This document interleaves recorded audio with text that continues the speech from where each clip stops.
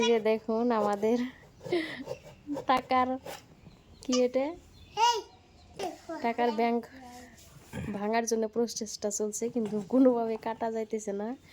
আর এখানে দেখুন গ্রাহক কত আগ্রহ নিয়ে বসে আছে, দেখবে কত টাকা বের হয়। তুমি সুন্দর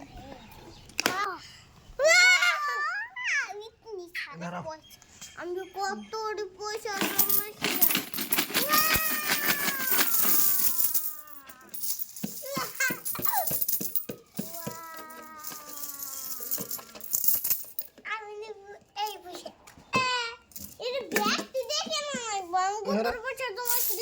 এরা বাঙ্গাল দিল আমি ফেরত জমা বসেছি কি কিনবে হিসাব করো।